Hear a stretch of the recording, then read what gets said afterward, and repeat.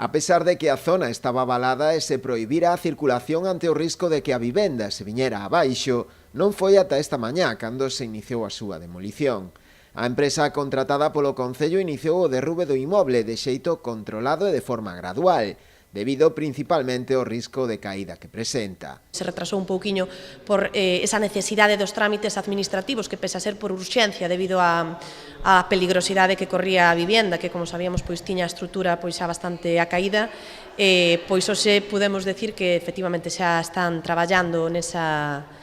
casa de Romero Ortiz, que se iniciaron os traballos e que, bueno, creemos que a maior parte pois xa se poderá ver nestos próximos días, 2 ou 3 días, porque, bueno, aínda que os traballos van a durar pois un tempo aproximado de 2 semanas, pois xa vos digo que o grosso pois poderase ver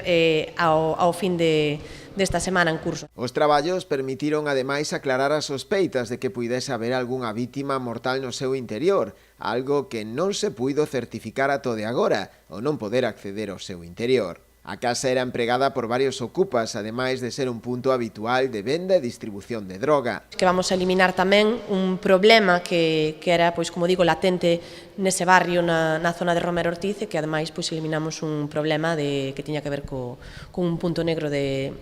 venta de droga que, dende logo, pois será unha preocupación constante para veciños, para gobernantes e para a cidadanía en xeral. Estes días o Concello iniciou tamén a demolición doutro inmoble situado no lugar de Campos, na parroquia de Carreira, que permitirá mellorar a seguridade viaria na coñecida como a Curva da Muiñeira.